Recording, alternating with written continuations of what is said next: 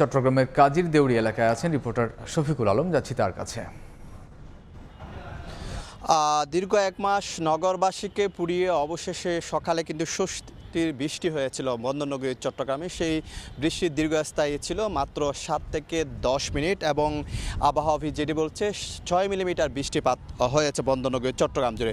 তবে এখন বন্দরনগরী চট্টগ্রামে কিন্তু একটু আমি এই মুহূর্তে কিন্তু একটু বৃষ্টি হচ্ছে বন্দরনগরী চট্টগ্রামে, কারণ আবহাওয়া অফিস বলেছে আগামী 24 ঘন্টার মধ্যে ভারী বৃষ্টিপাত হবে এবং ঝড়ো হাওয়া এবং ধমকা হাওয়া বয়ে যেতে পারে। আমরা কিন্তু এখনও যে দেখানোর চেষ্টা করছি, কিন্তু এখনও কিন্তু বাতাস বয়ে যাচ্ছে বন্দরনগরী চট্টগ্রাম জুড়ে এবং আকাশ কিন্তু একেবারে মেঘলা কালো মেঘের আমরা লুকোচুরি দেখতে পাচ্ছি এবং কালো মেঘের আনাগোনা দেখতে পাচ্ছি। অর্থাৎ বৃষ্টি যে হবে সেটি আমরা লক্ষণ দেখতে পাচ্ছি। এখনকার পিন করে একেবারে একটু করে বৃষ্টি কিন্তু এই মুহূর্তে কিন্তু বন্দরনগরীতে পড়ছে।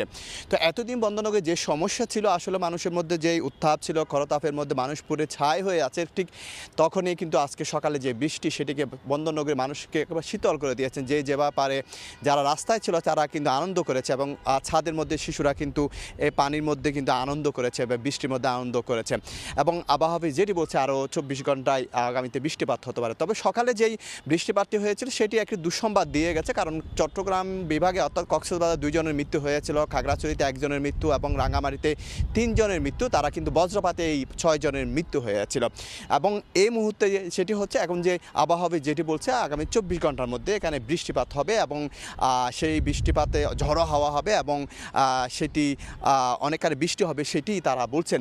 এবং নগরবাসীর সাথে আমরা সকাল থেকে কিন্তু নগরবাসীর সাথে কথা বলেছিলাম। তারা কিন্তু এই এক পশলা বৃষ্টি অর্থাৎ 5 থেকে 10 মিনিটে যে বৃষ্টি সেটিতে কিন্তু তারা অনেক আনন্দিত হয়েছেন এবং তারা উচ্ছ্বসিত হয়েছেন। আমরা সেই দৃশ্য আমরা দেখেছি এবং আরও বৃষ্টিপাত হবে বন্দরনগরী চট্টগ্রাম জুড়ে। এতদিন ধরে মানুষের মধ্যে যে একটু বৃষ্টির জন্য যে একেবারে আকুতি এবং চট্টগ্রামের সবচেয়ে বড় কিন্তু ইস্তিসকার নামাজ আদায় হয়েছে বৃষ্টির জন্য এবং বিভিন্ন জায়গায় বৃষ্টির জন্য নামাজ হয়েছে। তো এই মুহূর্তেও কিন্তু পিন করে একটু বৃষ্টি কিন্তু বন্দরনগরীতে পড়ছে। আমি যে এই যে আবহাওয়ার এই যে মেঘলা আবহাওয়াটি দেখানোর চেষ্টা করছি এবং কিছু বাতাসও বয়ে যাচ্ছে এবং পুরো চট্টগ্রাম জুড়ে কিন্তু এখন মেঘের আনাগোনা এবং অন্ধকার হয়ে আসছে। আবার বৃষ্টি যে নামবে সেটি কিন্তু আমরা বলা যায় এক কথায়। তো এই ছিল আমার কাছে সর্বশেষ তথ্য। আমরা এতক্ষণ সরাসরি ছিলাম চট্টগ্রামে।